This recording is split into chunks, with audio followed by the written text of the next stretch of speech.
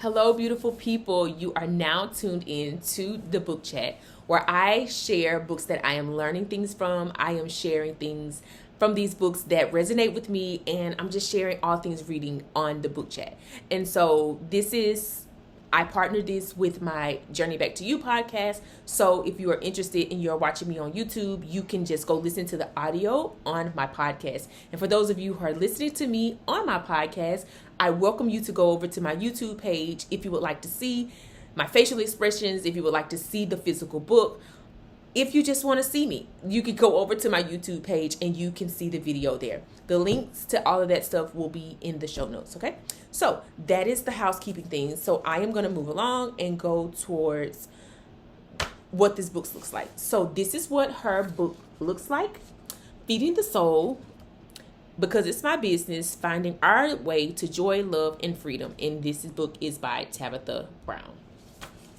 And that's the sleeve. Because I take my sleeves off, so that's what the sleeve looks like. And this is what the book looks like under the sleeve. Absolutely beautiful. I love that it's yellow.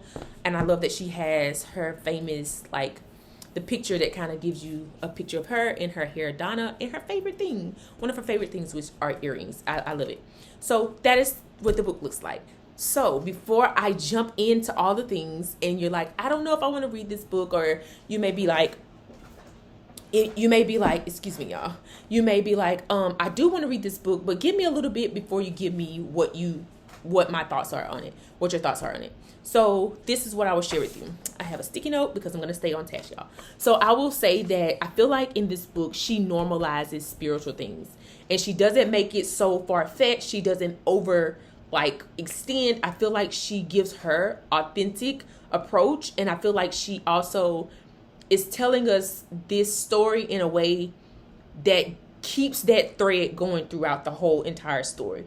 I feel like she shines a light on spiritual things in a way that I have not seen in a while. I don't think I've seen it, but in my own life, I would say, but I don't know that I've read a book where spiritual things were talked about in a very positive and welcoming manner, I should say. She talks about the power of imagination. She doesn't directly talk about the power of imagination, but I picked up on that through some of the stories that she shares. She tells a story about her Aunt Bet, and to me, that shows the power of imagination. She also talks about how family is foundation. I feel like that is interwoven throughout her entire story. Family being foundation is something that you're going to get if you want to read this book. Empathy is a huge thing that she talks about. And I think that is something that she talks about beautifully in a way that doesn't make it feel medical, or it doesn't make it feels really great the way that she talks about empathy and how she actually learned how to empathize with people, and how she actually, which means to me, being able to be in someone else's shoes and feel and see them in whatever they are in, whether that be in distress, whether they be joyful, maybe they be happy, being able to sit with them and hold space with them. She talks about how unlearning, although our family make up most of who we show up as, she also talks about how unlearning some things is essential in our process. And specifically, she talks about letting go of certain traditions. That resonated with me so much. And the last thing I will share here is, if you are interested in reading this book, that she really goes in and throughout the book to tell us how we are enough, simply and beautifully enough, exactly how we are, exactly how our hair is, exactly how our face is structured, exactly how our body is structured, exactly how we talk, how we show up and who we are is simply enough. And that is the thing that I love about this book. It's I felt seen, I also felt heard, and I also felt like I was sitting down at a picnic table having lunch, like a picnic basket lunch with her. And she was like, hey girl, let's sit down and let's have this chat.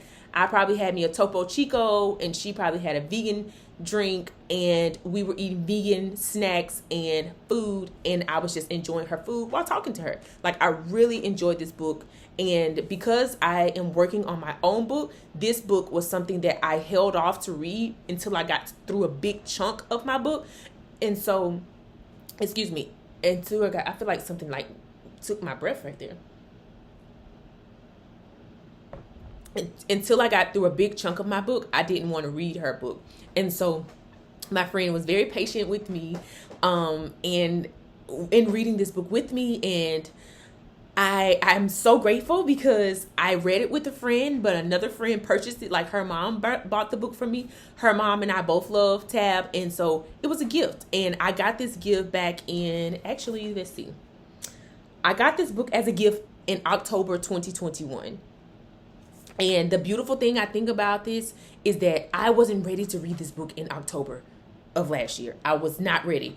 I wanted to read it. I set it down, but I think for myself, when I'm reading things, I have to feel like gravitated towards it. I was grateful for it as a gift, but I think the thing that I love about the fact that I read it in the perfect season is I'm reading it now, and it is like I'm stretching on a limb to say this, but I feel like it is a launching pad into the season that I am entering, or the season that I have been in.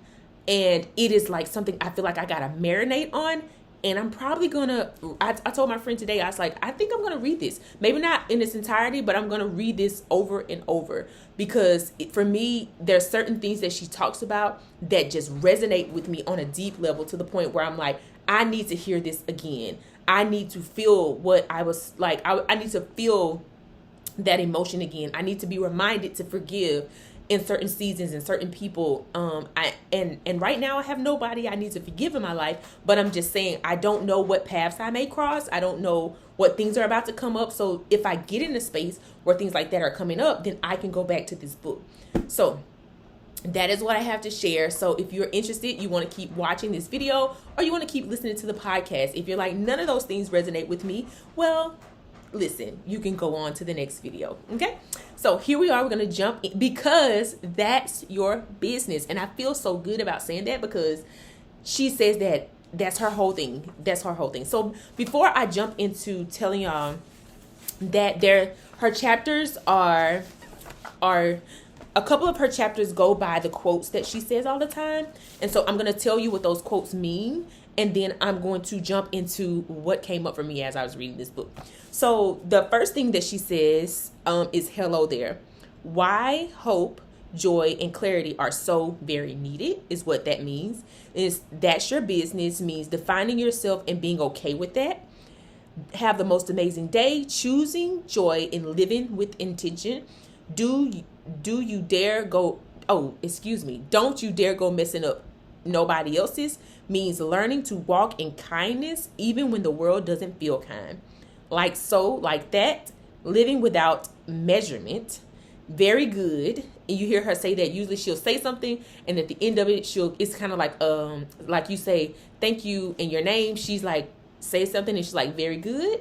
And it's like with a question mark, letting you know, like, living in peace and creating good from the bad is what that means.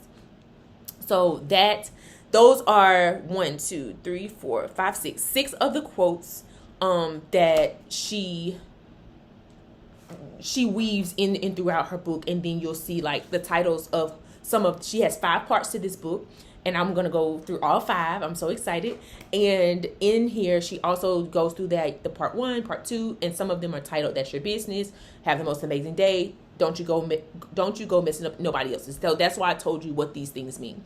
So before I go on to tell you the title, once I go on to tell you the titles, I'll tell you what it means again, just so you can see, because I'm not going to go through all of the chapters within the parts of her book, but I am going to tell you the things that resonated with me as I jump into the book. So I'm going to grab some water, and then we're going to jump in. Okay. So part 1 is titled, That's Your Business. And that means defining yourself and being okay with that. So for me, the first thing that came up for me in reading, I am in chapter 1. And the title of this chapter is Your Gifts, Your Business. This chapter touched me in the depths of my heart. It really did. My friend and I were reading this book together, and she told me, like, hey girl, you need to, like, when you gonna start, because I just want you to know I've already started the book, and I know that this book is gonna resonate with you because we've talked about some of this stuff that she's about to talk about in the book. And so I just want to tell you, like, she didn't tell me what it said, but she did let me know like it's gonna resonate with you, get on it. And so I did. And this I'll just say this. Tab shares how she grew up, and she said, this is how she says it. She says, growing up, I had so many moments that really scared me. And when it came to recognizing the gifts I had and trying to figure out what to do with them, my whole life, I've always been funny, even as a child. I knew I could make people laugh. So it goes on. You get to get the book and you can get all the story. But the part I want to point out here is how she talks about she had some moments that scared her. And she was trying to recognize her gifts, and in recognizing them, she wanted to know what to do with them as well. And to me, this reminds me of like when children are mimicking or like playing make-believe or like dress up, and they are dressing up as Superman and dressing up as princesses and all the things like that. And I'm like, they don't necessarily know that they're taking on the powers of those things when they do that. Like, and what I mean by this is like, if I'm dressed up as Superman, when my son dresses up, he has a Superman shirt. He also, not Superman, Spider-Man shirt. He is Spider-Man, and he's interacting the way that he would believe that Spider-Man interacts. And so I can only imagine if he was able to take on those powers of Spider-Man, and he was able to actually spray out a web from his hand, how he would react to that. And so when she talks about her spiritual gifts, that's what it made me think of. And for myself, I grew up with the same spiritual gift that she has, as far and in I believe all of us have a gift, and it shows up differently for us. Like we show up in a different capacity with that gift. But it was so amazing to me to read this because, man, like, I know some gifts and talents that I have. I really love to talk. I love to express myself. I am very strategic. I am a learner. I love to learn. Like, give me something. I will take my time with it. I will want to learn all the ins and outs of it. I think one of the things of that, though, is like I don't like sometimes like not knowing. So I will take my time to learn the thing. And so from this, what I'm saying is that the part that I'm avoiding saying is that I had these experiences like she had, and I don't think I ever openly, besides with people who I've had to tell certain things to. So I have the spiritual gift of being a seer. I can see. And by this, I mean that I can see things that are happening in the future, and future meaning tomorrow. Future can mean 10 years from now. Future can mean 5 days from now. And sometimes they're good and sometimes they're bad. Or sometimes they're not so great. And it's not just things about myself, it's things about other people as well. And the hardest thing for me, I would say, about this is that sometimes when I see not so great things, that the part I will be honest about is that I did not always have wisdom with the gift. But as I've grown and matured, I've realized that this is in fact a gift. I'll share 2 instances for myself. She shares how she saw that her daughter was going to fall out of the car. And so she was like, because she saw it, she was trying to prepare. And she was like, hey girl, does your back door lock? And I remember this. I grew up in a predominantly black neighborhood. And literally across behind the fence was the projects. And the thing I didn't understand that I know now is that usually the projects are very like high volume and like there's a lot of theft and stuff like that. But I didn't know this as a child. So one day me and my dad were driving home. I want to say he picked me up from school or something like that. And we were driving home and I went to sleep. And when I went to sleep in the car, I saw someone burglarizing our home.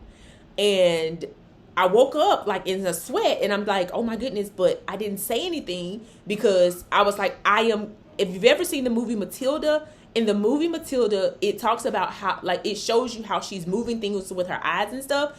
And I thought that I was creating this experience. And so when I got home and the house was in shambles and someone had broken in, I cried. My dad thought I was crying because of what was happening, but I cried because I saw this before we got home. I did not know how to tell him, so I didn't.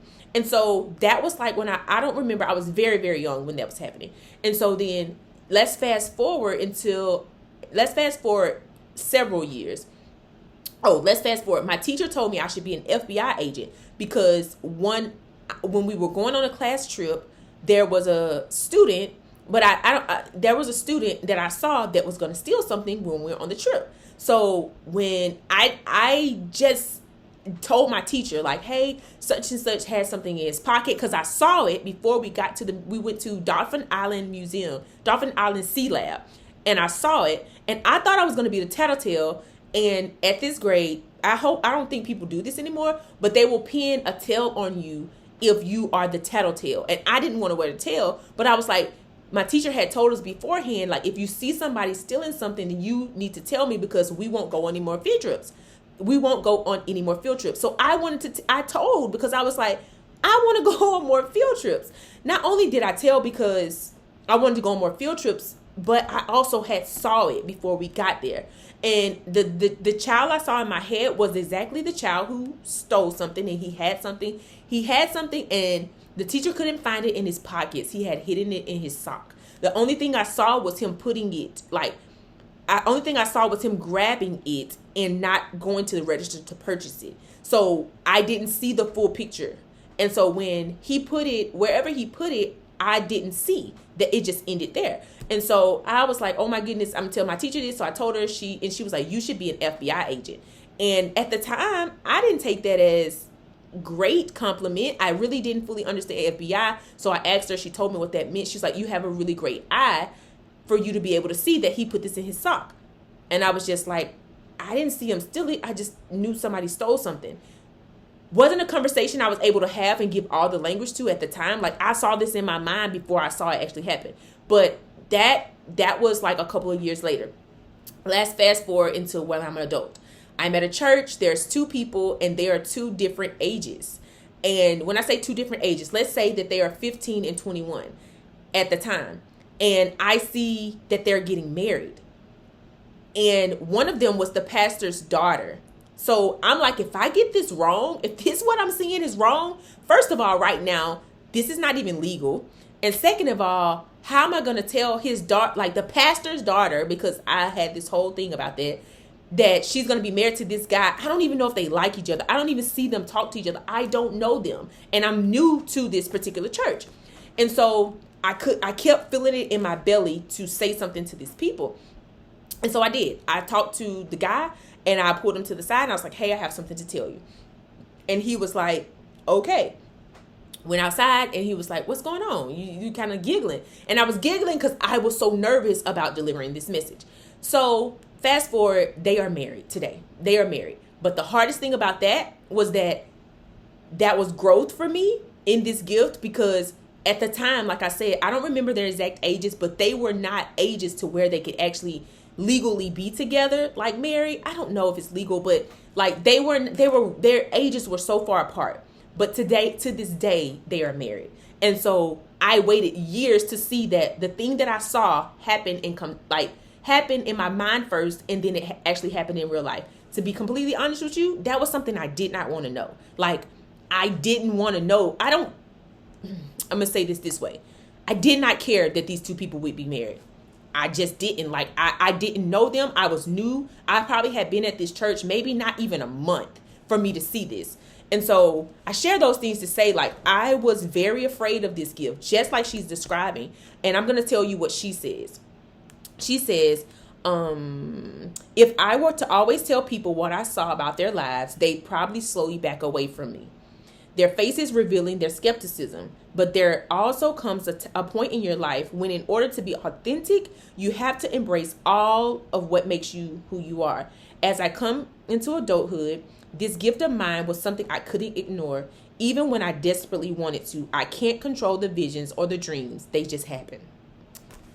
And I resonated with this on a deep level. So when she talked about this, I was pulled in. I was like, this is for me. because I don't know in a lot of spaces that I've talked about it before, but I will say I didn't make myself have those thoughts. I hadn't, like, with these different occurrences, I had no idea somebody was burglarizing my house. I was a kid. When someone stole something at the C Lab, I didn't want to be a tattletale, so I didn't want to tell, but I saw it. And so the teacher prompting to say, like, we wouldn't be able to go somewhere else, I was just going to see the thing play out. And I really didn't know what to do with the thing in my mind anyway. I'm like, I'm Matilda, clearly, because that's what Matilda be doing. And then the third one, like, telling two people who are ages that I'm like, I don't even know if y'all like each other. That's all. Like, I'm new. Why are you going to listen to me? But I will say, like she said, like, whoo, it was deep. It was deep. When I say that, it was just clear. It wasn't deep. It was just clear. Okay, so I'm going to move along. So in this same part 1, this is something else that resonated with me. She talks about traditions, and she says traditions are wonderful, but they can become weights when they are imposed upon people. We also have to be careful not to hold on to these traditions out of fear of the unknown. When we refuse to let them go, especially when they are no longer serving us out of the obligation or attachment to familiarity, we are limiting ourselves and hindering our growth. This part resonated on so many levels to me, especially because I grew up watching a certain set of beliefs happen. And I will say that I did not grow up watching anyone in my family be an entrepreneur. And this, what I'm doing on YouTube, what I do on my podcast, and how I mentor as well. Like, there's a couple of things that I do, and the scariest journey I have ever been on, if I'm honest, because there are so many unknowns. But if I was to go with the tradition in my family of going to go to a 9-to-5, which anybody in my family could tell you, like, Sierra will get a 9-to-5 job and she doesn't keep it. And because it doesn't resonate with me, I've seen this. I don't dream of work. Not in that way. I am a creative person. I need to create. If I don't create, it feels like I'm not breathing. And so that is what I am doing, and that is the adventure that I am on. And I call it an adventure because there's ups, there's downs, there's stuff I don't know. I'm finding it all out. I am paving a new path, blazing a new trail, however you want to say that. And I have let go of that tradition that I have watched in my family. But then when because I had believed this other thing, like this other set of beliefs around, like, God, like knowing that, wanting to believe, I believed that God needed me to do particular things for him in order to do particular things for me. But now I know that God just does things for me just because I'm his child. The end. Like, I don't have to be good for him to do things to me, do things in my life. And so that was a tradition that I picked up from a church that I attended. And what I realized is that I tried to hold on to those beliefs about God. I need to do something for God, for him to do something for me. And even just believing that God is a he, like, there's so many traditional things that I feel like I was taught that no longer resonate with me, because I've seen God do some amazing things in my life when I was like what people would consider the worst. When I didn't even know who he was.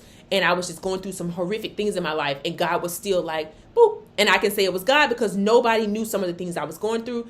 And things would just happen that were amazing. And I'm like, I deserve this, because at some point in my life, I also believed that I didn't, like, I had to earn God's love. And I no longer believe that. That's a traditional way of teaching as well. And I know I don't have to earn it. There's nothing that I can do for God to love me any more than he loves you, who is watching this video, who is listening to this.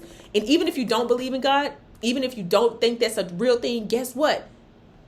It does, like, we don't have to believe the same things for the truth to be the truth. And so this resonated with me on so many levels, because it helped me to, some of the things that I wanted to, like, some of the things I still was holding on to in my mind, I was like, oh, I can let this go. Like, not just, like, I didn't feel like she was giving me permission. I felt like she was giving me confirmation for some of the thoughts that I was already having in this part of the book. So that is part 1. I could go on for days, y'all. I promise you. It is so good. If you don't have her book, you need to have it. Especially if any of the things I've already said are resonating with you, then you want to grab the book, okay? So we are going to move on to part 2, and I'll tell you what the title of part 2 is in just a moment. All right, here we go. So part 2 is have the most amazing day, which means choosing joy and living with intention. So there are chapters that are combined in here. I'm going to tell you about what resonated with me from part 2. So on page 82 in her book, she talks about forgiveness. And that resonated with me because a part of my journey, some horrific things happened in childhood, and I needed to forgive people. I needed to forgive myself. I needed to forgive family members. I needed to just forgive the entire situation. And that freed me years ago. And at the time, I'll say before I got to the place of forgiveness, I really didn't know what to do with the anger that I was feeling. And she talks about that as well. I'll bring that up too as I go on. But I want to say it now that she talks about how, like, sometimes some of us are walking around angry and we don't even know why. Or sometimes, like, something happened and you're mad, but you don't even know why you're mad, but you're still holding that in your body. And so for me, this chapter resonated because that was me. Like, I was holding on to thoughts and beliefs and things that I heard and things that I saw. And I was just harboring them in my heart. And I just needed to release them. I just needed to let it go. And this is what she says in this chapter. So on page 82, she says, if someone has hurt you or made you mad, you not only owe yourself respect, but you owe them the respect of telling them how you feel. Don't worry about what they might say or how they may respond. You did your part. You've said what you've said. The rest is the Spirit's work to do. Your healing begins with speaking your heart. Their healing will come when it's supposed to come. But nothing begins without those words. Whether they respond the way you want them to or not, it ain't about them. It's about you. Living your truth and saying what you feel in that moment is not living your truth and saying what you feel. In that moment, it's not about anyone getting your freedom. It's about you releasing that thing from your body and soul. And then she goes on to encourage us to pick up the phone, to go take the drive, to to FaceTime somebody, go face to face, whatever you need to do to go to this person to tell them what they did made you feel and to release this thing. And I thought that was like so beautiful. There's a part that's before that I will share that she talks about. And she was like, praying is a powerful way to get the direction you need on the matter. Whatever the matter is, whatever it was that was said, whatever it was that was done, whatever it was that happened, that you saw, that you witnessed, that just caused you some hurt. If those people are alive, if those people are still in your life, if you still have contact to them some way, find a way to get in contact to let them know how it made you feel, and you want to just release it. And sometimes some people may not even know that you made them feel, that they made you feel a type of way, but just release that thing. And the prayer that she says is just as simple. Lord, release this thing from me. I don't know why I'm angry, Lord. I want to be free, really, truly free. That's it. That's it. Just saying, like, I want to be free from this thing. I don't know why I'm angry, but I really want to be free, and let the Spirit do the work. Because sometimes we think that we have to do something, and sometimes you did do something. You said, hey, I want to be free. You were aware that something was happening, that something was bothering you, that something happened 10 years ago, or something happened when you were 2. I don't know, but you have to release that thing. And that resonated with me, because I was like, man, I went through a rough patch of that forgiveness thing, because I thought that just because I forgave you, I still need to be in your life. Like, I thought I was giving you permission to come back in my life. And that was not a thing for me. I was like, no, if I forgive this person, that means that we're going to try to be friends or again. And it wasn't necessarily friends. It was family members. But it was like that we have to keep interacting. I can forgive you and still go live my life and still love you and still, you see what I'm saying? And still be in a state of forgiveness, and not necessarily have to continue to put myself in a position that I can potentially be hurt again. So there's that. I love that part. I think that was very, very helpful to read again and to see, like, someone that I adore and someone that I have watched, flourish and grow, and like heard her story over and over, to be honest and transparent and say, hey, I too struggled with having to forgive someone. You have to get the book, but it was someone in her family, someone very close to her, a sibling that she needed to forgive. And then someone else, I would say I think it was her bonus mom that she needed to forgive for the way that she was feeling towards her or something like that. You got to get the book. There are so many stories that she shares, and I don't want to butcher it, but I'm telling you, read it. It will feed your soul. I promise you. So I'm going to move on to part 3, because y'all know I can talk on this thing forever, because I love to talk. Okay. So we are now into part 3, and part 3 is titled, Don't You Dare Go Messing Up Nobody Else's, which means learning to walk in kindness even when the world doesn't feel kind. And there are a couple of chapters that are coupled in here, and the thing here, ooh-wee. So in this chapter, I'll tell you what the title of this chapter is. Something resonated with me. In chapter 14, page 135, she talks about, if you haven't read it, I'm not going to give all the details, but her son was diagnosed with something. And it was causing her and her husband frustration. Well, he got sick, had to go to the doctor. They had already had a doctor's appointment planned. And when they went to go in, he was diagnosed with something. And in him being diagnosed, it caused her and her husband to cry because of the way that the doctors told her what it was. And what it is something that basically, if she was to say something, it could cause her son to, the doctor, let me just tell you what she said, okay? So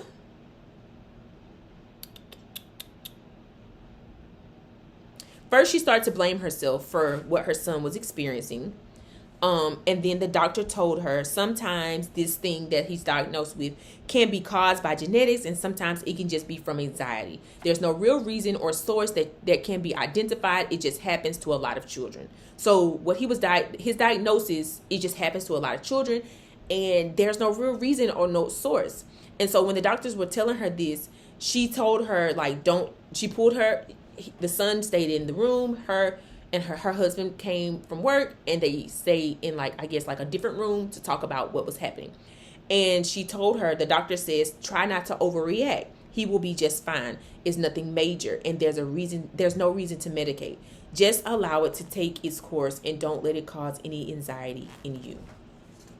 Listen, for any parent, that is hard. That is hard. To not say something about something that you're aware of to your child. But this situation is very imperative that they not say something, because it can change the way that her son sees himself. And I love the compassion. I love the empathy of her doctor. I love how she was able to give them a tool that will forever change their family, right? Because she could have, sometimes I know for myself, I went to my doctor. My daughter lives with sickle cell, and I can only imagine what her and her husband were feeling in that moment. And even as I'm talking about it, I can feel, and I remember the doctors telling me so many things that were so scary to me about what my daughter could experience. And it had they wanted to give her some medication, and I had to advocate that she wasn't going to take this medication. And what I realized is yes, things can be detrimental to our children. Yes, things can change their body. Yes, things can harm them. However, for a first-time parent, I think the medical field can do a better job at the way that they deliver certain information to us, because her doctor did an amazing job at being empathetic and letting her know, listen, you could tell your child what is going on, but it's gonna change the way he sees himself. But what I want you to do is even this is how she says it, even though it may be bothering you, if it's not bothering, if she said, if I bring attention to whatever the thing is, like that's happening with him, it's going to change the way that he sees himself. It's going to change the way that he's going to now be more aware of this thing that's happening that is not even bothering him. So I speak on that because I'm like, man, like had my nurse, had my pediatrician delivered the information about my child going to be living with sickle cell, something that is incurable, and telling me like, oh, these are the things that can happen if she doesn't have this. These are the things that can happen if you don't give her this medication. There were like 5 doctors in the office. Like they brought in a medical student. They brought in a medical student. They brought in somebody they were training. They brought in a social worker. They brought in the doctor. They brought in a nurse. It was like, and I want to say they brought in a was it social worker? They brought in someone else who was on her team as well. I want to say like, I don't know if it was a nutritionist, but it was like 5 or 6 people in the room with us, and me and my husband and my daughter. And they were just trying to get me to give her this medication, and I was not going for it. I'm like, you're not educating me on this. And I'm not going to put something in her body that you're telling me that by the time she's like 17 or 18, her body could potentially like a rebuttal, if you will. Her body could fight against this thing, and it could cause her even more harm than what you're saying that the thing is for to not harm, right? And so it was hard. It was hard, but we navigated through it, and we prayed through it, and I believed and I had faith through it. My husband supported me, and then the church family that we were a part of at the time, there was a doctor there. We had a church friend that we asked him, who was a nurse, and I grabbed information and wisdom from them to continue to make an informed decision about what we were going to do. But this is the thing that she says. I share that with you to say, like, if your child is experiencing something, and let's just say it's not detrimental, and you would have to be the determining factor of that, you and your doctor. I'm not saying listen to what I'm saying and not advocate for your child or don't give them medication, but I am saying get educated on the thing. And if the doctor that you're with right now is not someone who is having a lot of compassion and empathy in the way that they're delivering, ask for someone else.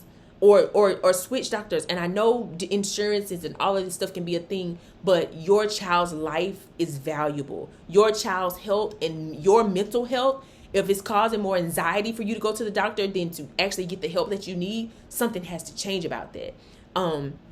Didn't know I was going to say that, but I feel like somebody need to hear it because I was talking about this book.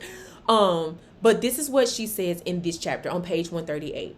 She said, honey, when it comes to grown folks, and this is totally changing gears from what I was just saying. She picked up from her situation with her son's diagnosis. This is what she said she learned.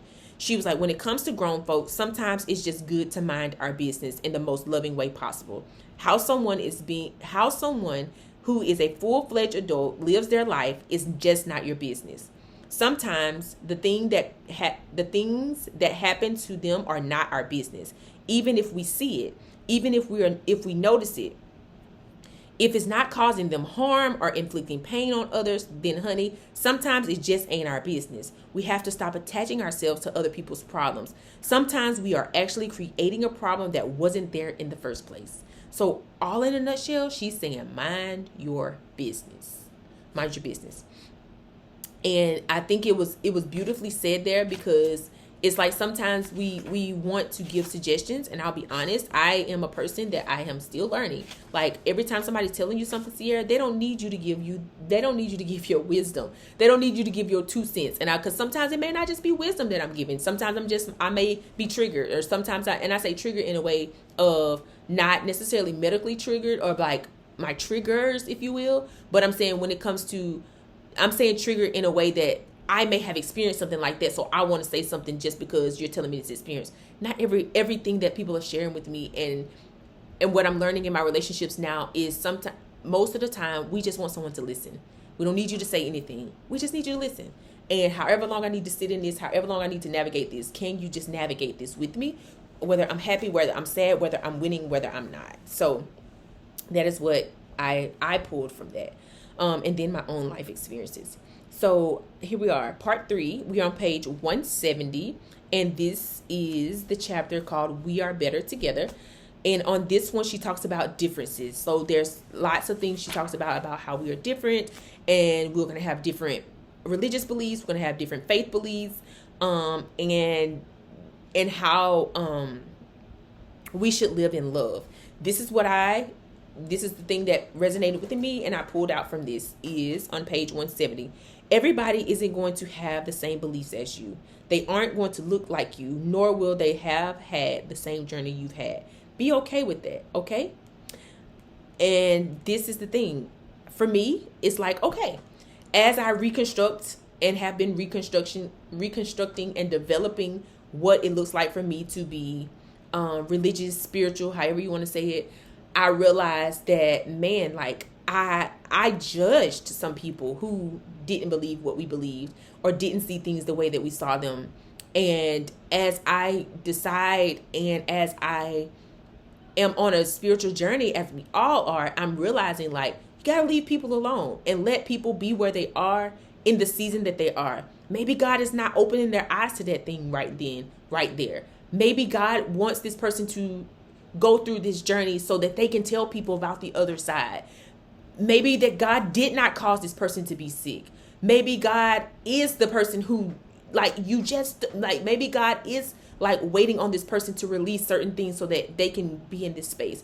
Maybe this is their journey to whatever their life is, because we don't know exactly what everyone's purpose is, and sometimes they don't even know. So maybe this thing is going to introduce them to their purpose. And so us, like what she said on the 138, like, don't mind your business. You don't know what's happening. Just love people where they are, whether they know the same things that you know or they don't, whether they look like you, they talk like you, whether they believe the same things that you believe. Like, love them where they are. And for me, I'll be honest, like, I'm so grateful, but I wouldn't want to just say this. And for me, it's important to say, like, I've been on the other side of the judgmental side, but that I wasn't always that way. I adopted that. I subscribed to that as I was handed a set of beliefs.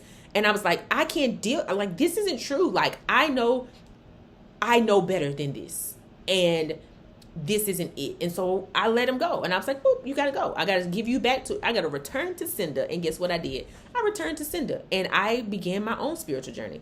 And I think it's beautiful. It is beautiful. Like, God is still with me. God is still showing me things. God is still blessing my life. God is still opening my eyes. God is like, and I think that's the thing that even like she talks about in here. I don't know exactly where it is, but she talks about how, like, sometimes I think it's in that traditional chapter where she talks about how we're afraid of the unknown. And I want to say that was back in the other chapter, but we're afraid of the unknown and letting some of these traditional things go.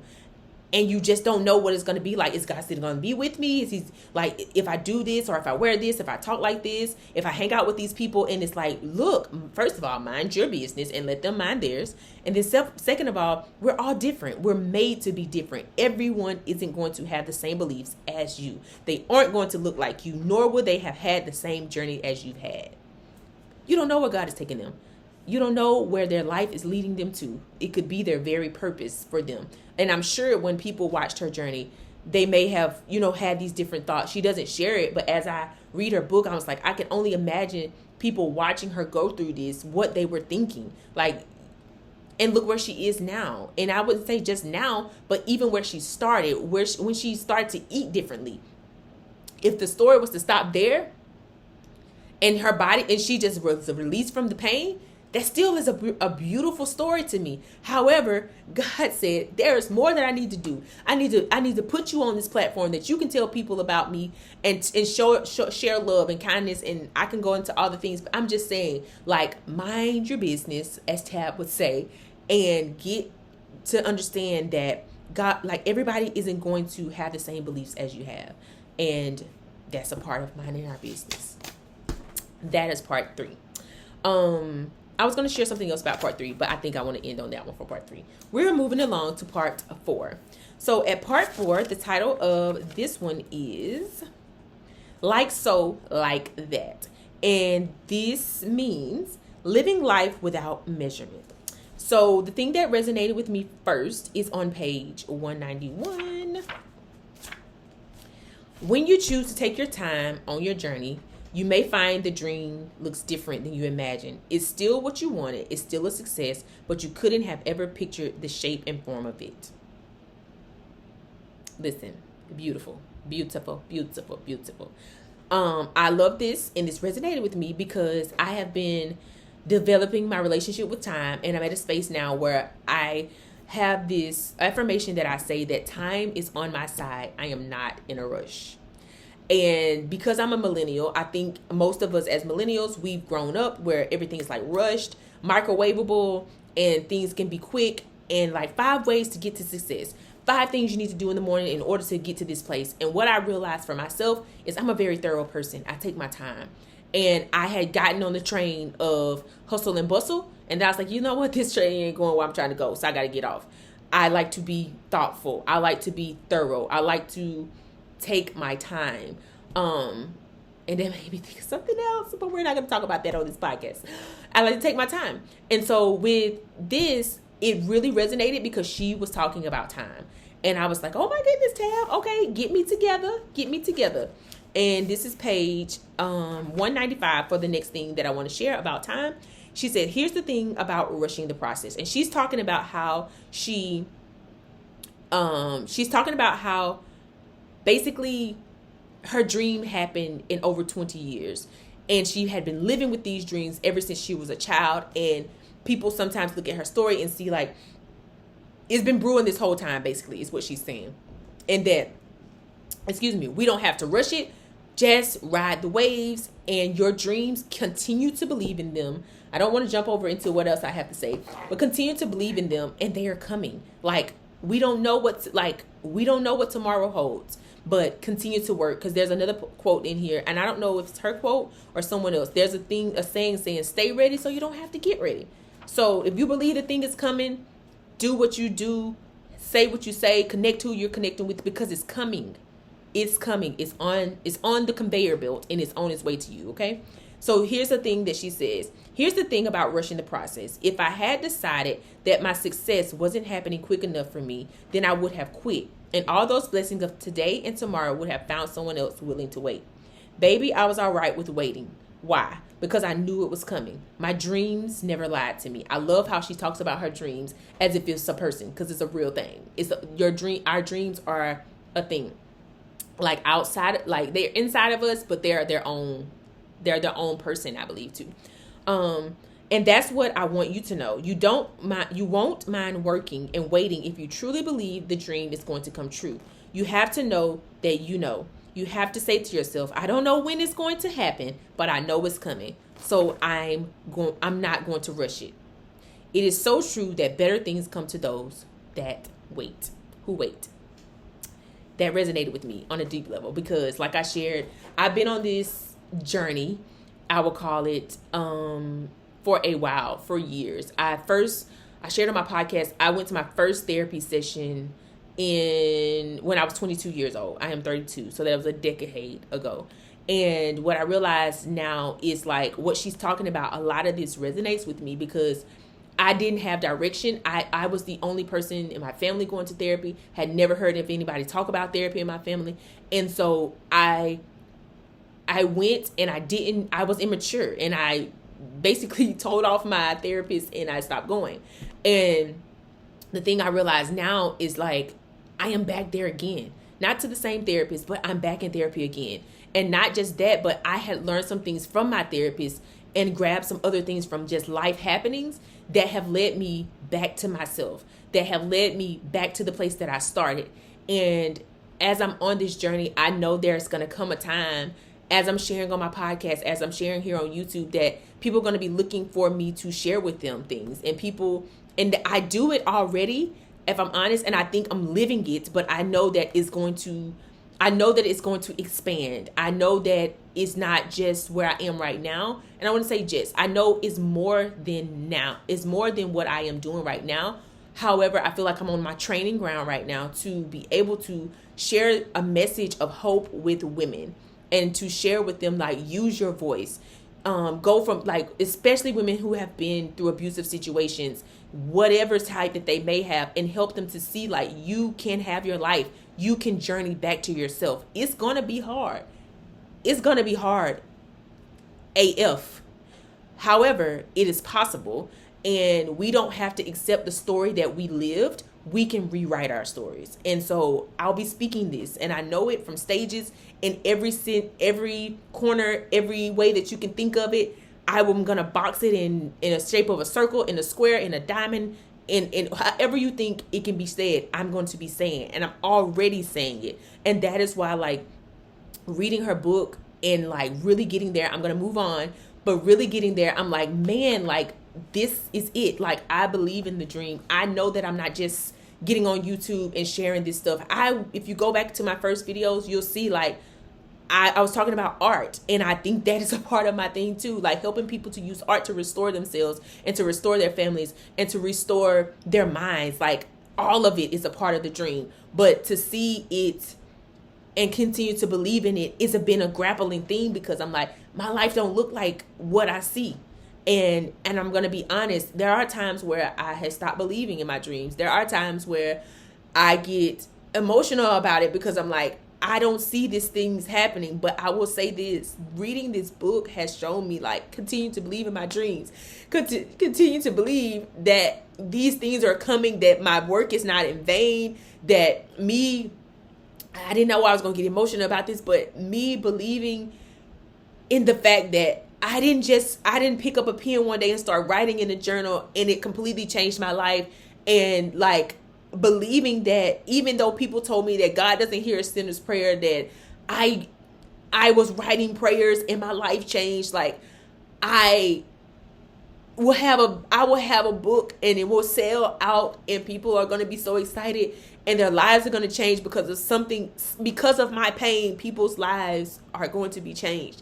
And I'll be honest, I think I'm emotional about this right now, because I have held that in and talked about it with some of my friends, but I've never really publicly said it like this. But reading this book has pressed all of those things out of me. And really, like, even today, something happened to where a friend we were having a conversation, and she sent me something, and I was like, whoa, like, why did you send me that? I needed to see that. I haven't done my art like this in a while. And I think, like, even like when she shares this, and I may just go on and not share all the other things I shared, but the thing I will say is, like, continue, like, this book really helped me to see, like, believe in your dreams. The things that I went through, the great things, the bad things, the in-betweens, the things that I've learned, the schooling that I've been to, you know, the schooling that I've had, the people that I've interacted with, the relationships that I'm building, the relationships that are coming, the exercises that I'm doing, the way that I'm eating, the way that I share, how my mind thinks, like, all of this makes sense towards where I am headed. And I don't make it just about it's got to be on this biggest platform. No, I am doing it. However, I just know, like, I see something different than what my life is right now. And my life is great. Like, my life is great. Don't get it twisted. It's great. I have an amazing and a supportive husband. My children are thriving and growing, and we've just expanded our family by having someone to support us. And it's like, my friendships are thriving. I get to wake up in the morning and go take a walk and get to study different things that I love. I get to read. However, I am on a journey to have my time and space. And that's not what I have right now. Time and space is that's what I am developing. Time and space. And so I was not going to share that. And this is almost an hour. So we're going to start wrapping this up. So that was part 4. I guess that's the thing that resonated with me the most, is around time. The other thing I want to share is on page 216. On page 216, she talks about the supernatural can be scary when we don't embrace it. Listen, I've seen some things in my life, okay? And I've been a couple of places. I've been a part of congregations, and I've seen some things. And I felt like I've only been able to share those things inside of those containers, physical buildings, But what I've learned is, as I continue to journey with God and not physically somewhere, what I've realized is like God is still strategically placing people in my life who are pouring into me and who are showing me that God is with them, but also who are holding me accountable to do the work that he's called me to do. It doesn't look the same as it looked in the church, like in a physical church, in a congregation. But I will say, like, God has still got his hand on me in the sense of, like, I'm still guiding you. I'm still leading you on your journey towards even more expanded things and thought processes, and sharing you, my kids are up, and sharing with you insights and leading you to your next best move and showing you the next best thing, and not just the best, but just carrying me. Right now, my life there's a lot of things happening. There's a lot of things happening. If you go listen to my podcast, you'll hear, and I don't necessarily share it in detail, but there's a lot of things happening. And what I realize is that the supernatural can be scary. The supernatural can be scary, like she said it, but especially when we don't embrace it. But because I embrace it, I've seen things and I'm not afraid of them, because I'm like, hey, this is a part of, and when I say supernatural, when she's talking about supernatural, she's talking about, we live in this physical body. We also have a spirit, and she's talking about the spiritual things that are happening that we cannot see. And so, which is the super and the natural coming together. Okay. So the last thing I'll share is on page 217. Well, I don't know if it's just 217, but in this chapter, she talks about how her mom, before her mom died, she and her had a talk. Like, her and her mom had a talk. And her mom's mom left her nickels. And so her and her mom had this talk, and she was like, well, Mom, if your mom left you nickels when you passed away, because they had already knew her mom was going to pass away, they just didn't know when. She had ALS. Get the story. You'll hear all about it. Her mom, that's all I can say. It's her mom. Powerful, powerful woman. She said basically that her mom left her dimes, and they would show up. And if you follow her on Instagram, she talks about this a lot. She shares about how the dimes shown up for her. And so for me, my dimes have been a red bird. I call it a red cardinal, but if I'm honest, I don't know if it's a cardinal. Sometimes it just may be a red bird. Well, anytime I'm going through things, great, grand, in between, uncertainty, joy-filled days, all of the things, these birds will show up. And it's amazing to me. Like, my friends know, they know if they'll send me pictures of a red bird if they see it. I've painted a red bird.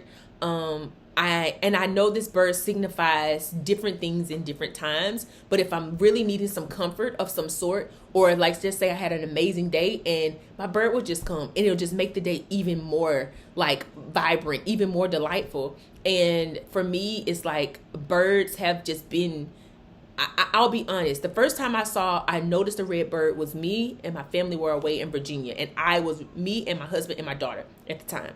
I was going to I had just had my son. Yep, I had just had my son maybe like 3 weeks. Or I wouldn't say 3 weeks. It was after my 6 weeks, because I was actually out. And we were going to get me some ibuprofen because I still was in pain and my body was hurting. And I was sad because I didn't know at the time, but I was experiencing postpartum depression.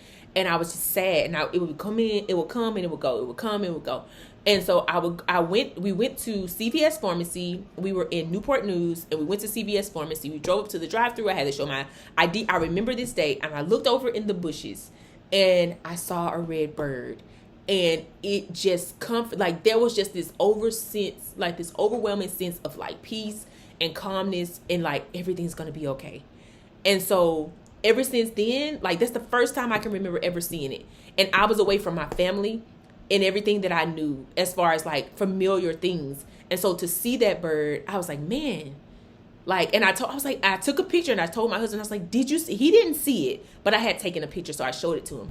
And by the time when I took the picture and I tried to show it to him, he was like, what are you saying? I was like, that was a red. The bird was gone. It was gone. And so for me, and if I'm honest, I don't think it's a family member for me. I think it's just, I think it's God's way of just telling me, like, Sierra, I am with you always. Like, the good stuff that you're going through, the bad stuff. Like, when I got a new job, I went outside. Like, I spend a lot of time outside. I love outside. I sit on my back porch and I take pictures. I'll send them to my friends. Like, people who interact with me, as we get closer and like as we build, I'll tell them, hey, my red bird is here. And I'll tell them, like, hey, every time I see these, and even if they're having a bad day or having a great day or they're experiencing something, like, I say bad day because that's what the first time it showed up for me. But whatever they're experiencing, if the bird comes by, I'll take a picture and I'll send it to my friends. And so I believe, and that whole thing is about belief. Like, believe what you believe. I'm going to say what she said. This is your journey. Trust your journey. And even in the traumatic times, trust the miracles that help you move through it. And so for me, like, I would say, like, the thing about it is, like, you never know I think God used all of his creation to show us who he is and show us his patience, his kindness, his loving, like, nature, that, like, confirmation and all of the things lead us to the next place in our life, lead us to the right people, lead us to the people that lead us away from things. I think he uses all of his creation. And so for me, being a nature person, this for me is like, I kind of rest in that, and I don't let it bother me if other people don't get it, or I haven't told anybody it and they didn't, or they said something back that was negative. But I do think sometimes it's kind of like, oh, okay, Sierra. And it's just like, well, okay, that's just my bird. And one day, but the thing I will say is, anybody who is I've shared this with, they will be able, like, to know, like anytime they see it, I know they'll think of me because I was the one who introduced them to the bird. And I know then that my bird will show up for them as well. And my friend, one of my friends in particular, she'll send me, she's not even in the state.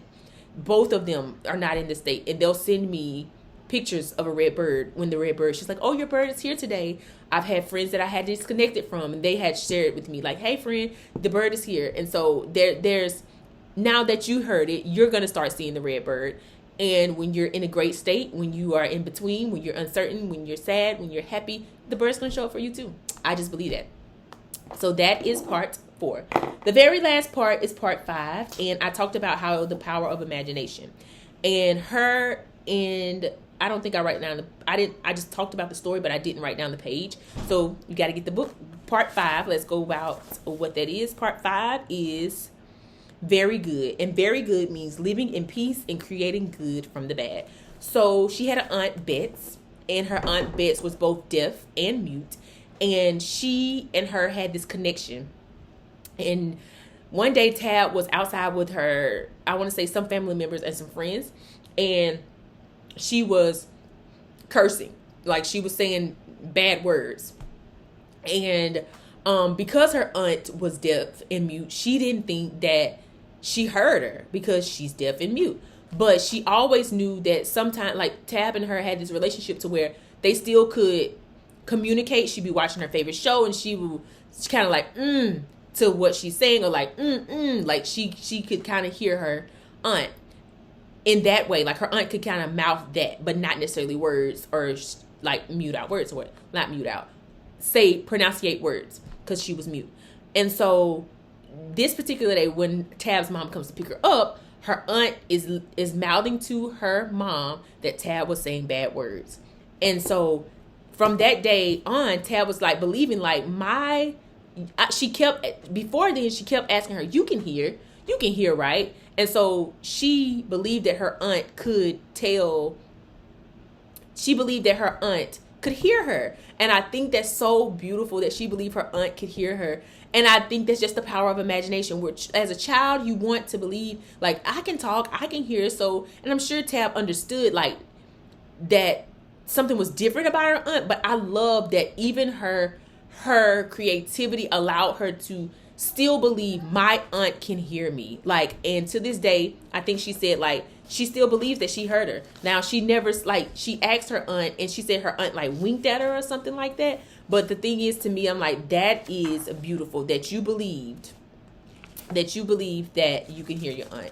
I mean, that your aunt can hear you. And I think that for me, that is something that I'm like, wow.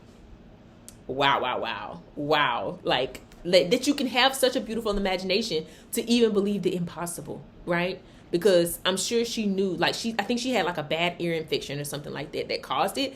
But the thing I think that's so beautiful about that is the fact that even after all of those years, Tab still held on to this. And you never know, that could have been a part of where she started to believe, like, man, like, that could have been a part of her faith building, if you will, so that she believed that her dreams, you know what I mean? Because she even believed that. Like, that's beautiful to me. So that is part 5. There's another part in part 5 where she's talking about get it clean, where Tab is supposed to be cleaning up her mom's bills. Her mom says like over 200 bills, and she's supposed to be cleaning up these bills, but she wanted to go outside and play with her friends. And so, and her siblings, I think, like friends and family. And so instead of her cleaning up, she just fixed it up. Like she dusted over the bells, but she was supposed to pick up every single bell and dust under. Her mom goes behind her. I think her mom and her dad go behind her, and they find out that she didn't actually clean up. She just, what we called growing up, straightened up. And so, but she calls it fixing, like I think she called it like fixing up instead of straightening it up.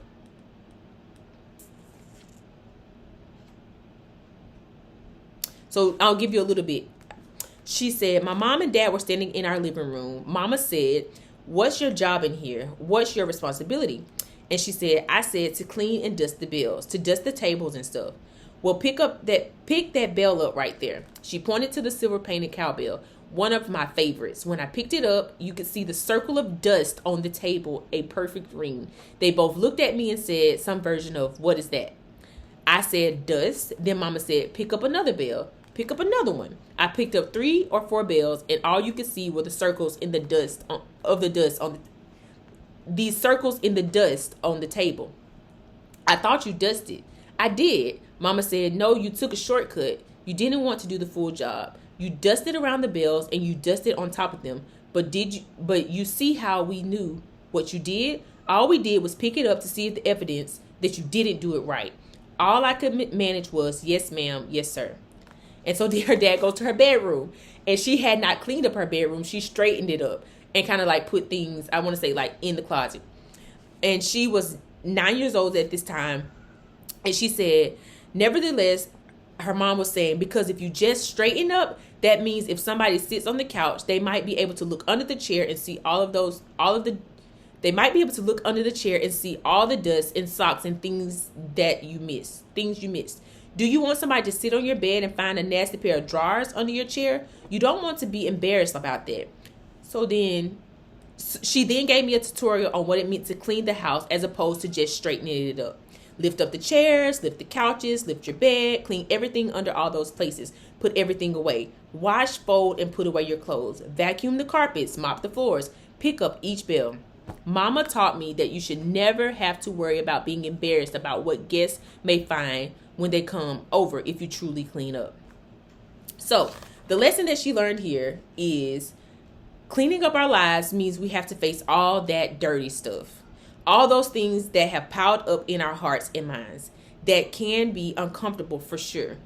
When my daddy lifted up my mattress and saw everything I took down under there, I felt exposed, uncomfortable. It's such a terrible feeling to have trouble pending because you didn't take care of your dirt. But my parents blessed me with this best lesson I've ever learned in my life. If you are really ready to take on life, to take on anything or anybody that comes your way, clean that thing up, no matter what it is. You know where the dirt is. It can be major or minor. Whatever it is, it's yours, and that's your business. But don't just straighten up. Make sure you clean it up. Listen, child, I'm going to end on this one. And I'm not going to end on this. I'm going to give y'all one more. This is the longest one I've ever done. However, it is worth it. Okay. So here we are. I don't even know if I need to say anything else to that. But I will say this for myself. I can say today, at this hour, I don't have any dirt in my life. And I want to remember, I want to say back in 2021, me and my husband had went through some things, and I particular was at fault for some of the things that were happening. And I will say it this way. Someone tried to corner me about the things that had happened. And someone also, I take the fault, and when I say this, I'm saying like I did what I did and I said what I said. And with that, came growth, with that came healing, with that came something got in my eye. With that came growth, with that came healing, and all of that. And I was shameful about it at first. I picked myself up. I prayed through some of the things. Me and my husband talked about the things. I was in therapy, so that was amazing as well. It was so much healing around it. The church where we were at, people gathered around us. They were not judgmental. We talked about it. We labored in that thing for a little while. We have amazing family members who are in community with us. Specifically, one of my husband's aunts, and she talked to us, and we navigated. She labored with us. She came to our home. She prayed with us. It was just amazing, the restorative process to be restored gently. And so, particular person tried to corner me, and what I realized is now I'm grateful for the cornering, because it showed me that I had not been holding any more shame about it. I had released it. My husband had released it. I looked at him, said, "You good?" He's like, "Yeah, I'm good." He looked at me, "You good?" I'm like, "Yeah, I'm good." He's like, "Oh, okay. Well, we're going to move on." But I let that person know that anything that I've ever done in my life, anything that I've ever said, anything that you may try to pin on me, I don't live in fear of what you can do or what you can say about those situations. I have let it go. Me and my husband are restored. We are well. And so I say that to say, like, I love that she pointed out that, because it's saying, like, she already told y'all to mind your business, right? And so, and you never know what God is trying to teach. And what we learned from our situation is that God was teaching us to be restored. Like, the thing that hurt us was a church community, and the thing that restored us was a totally different church community. And so that is how that area of our lives was it. That's not everybody's story, but that was our story, especially because of the dynamics of the way me and my husband grew up. And totally different. And you got to realize there's two different stories that are playing out here. He grew up in one family. I grew up in one family. I saw a set of things, and he saw a totally different set of things. And so I say that to say, like, I love that she points that out, and she kind of ends with that, because that's in the part five, that we don't straighten up our lives, make it look good, try to say this, or, oh, it wasn't this bad. It's like, no, this is what happened. This is how it happened, or this is what was said. And you clean that thing up, talking to the people, all of the things. And I think the beautiful thing now is, like, to be able to sit down at this age, and I say this age is not just a physical number, but I feel like my soul has aged. I'm excited to say, like, I have no shame, and I have no area in my life that I feel like I need to clean up. Like, no, I'm pretty much cleaned up what I had to clean up. I cleaned up. She actually, I don't know whose song it is, but she actually talks about that. I cleaned up what I messed up. I cleaned up I cleaned around my own front door, or something like that. She quotes a song in here. So that's that. So I will end on this note. This is from the very last part, and this is the part that really, really, I appreciate anybody who has listened to this far. You were really interested, and you should just get the book if you want. If you've listened this far, you should just grab her book. It is amazing, especially if these stories resonate with you, especially if you grew up in church, especially like all the things I said at the beginning. So you can go way back to the beginning to hear what I talk about before I start diving into my own insights. But I'll say this. Surrender, and these are not my words. Excuse me, I gotta sneeze. Oh, excuse me. These are not my words, these are hers. Surrender your need to be in charge of your story. Ooh, that hit. Okay, I didn't know it's going. Hold on, give me a second. Ooh. Surrender your need to be in charge of your story. Somebody is waiting to receive God's healing through your words. Swallow that pride. Love yourself and others enough to share what God is doing.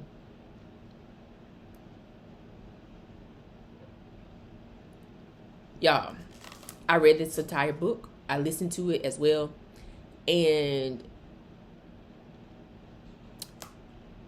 that was a perfect, like, bow, or the icing on the cake, the bow around the brand new car. That did it for me. Because I am a person who believes in purpose. I am a person who follows what I truly believe that God is speaking to me.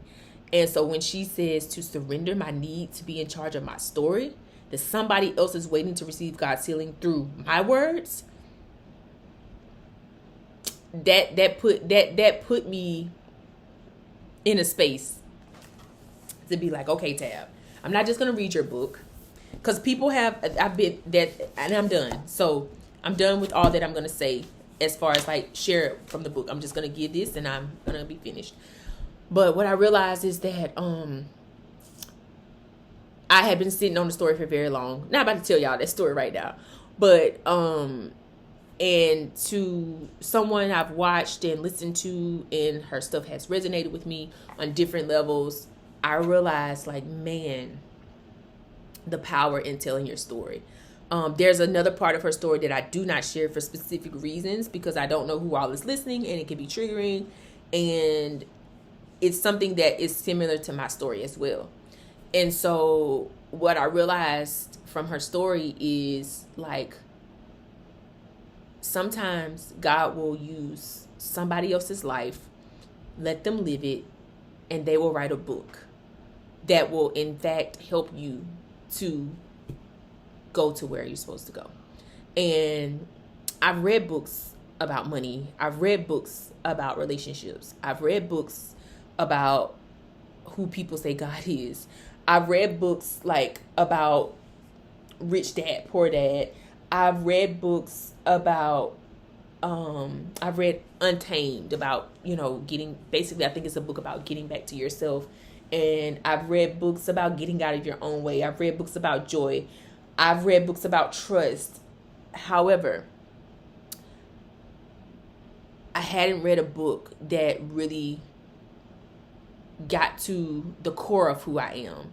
And I am a person who loves God. I am a person who, I feel like, really, truly, truly, truly, truly trust that my life is being, and I'm trying to be very careful in saying this so that I'm saying it with as much conviction as I feel, that my life is being strategically, gracefully, and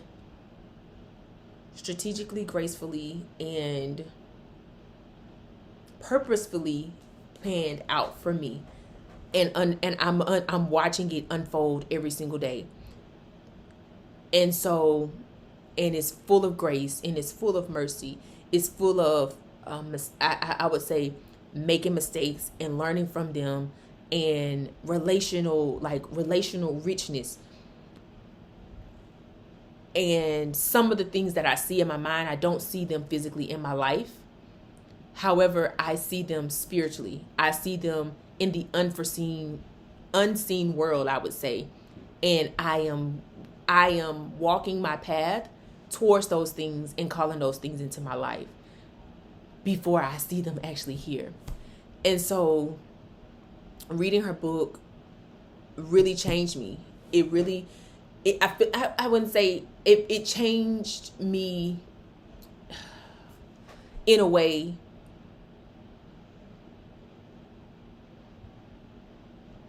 I will say this back. I retract that. I will say her book ignited me instead of change. Like, I already have been changing. I already have been doing the work per se. It ignited me to go to stand flat-footed with my fears, to stand flat-footed and continue to seek clarity, and stand flat-footed and continue to build my village. Because that is something I think I didn't talk about a lot of it in here, but what I think is one of the things that I am still developing in my life is my relationships, and how I relate to other people, and how I show up in their lives, and how I allow them to show up in mine. And so I'm grateful. A part of my dream is to be at Kill My Name with Tab, having some tea, and and just being in her space, but not just being in her space, but actually getting to sit down with her and talk to her, and like dance to some music, because I know Tab loves some music because I've been watching it, but also just it's not a thing just like want to be in the room, but just be a part of what she's doing, because this, and I don't just look at it as a book. I know this is her life. So thank you so much for tuning in to the book chat. This is a very longer one than I've ever done for any of the books that I've read. However, too much is given, much is required. And this book, to whom much is given, much is required. And this book, I feel like deserved that and more. I probably didn't. I don't know if I did it even justice, because you have to just get it. And if you want a better experience of just reading it, you want to listen to her on Audible, because you get to hear her voice as well. It's very transformative, especially if you are. It's very transformative. That is all I have to share. Thank you so much for listening, and thank y'all so much for tuning in.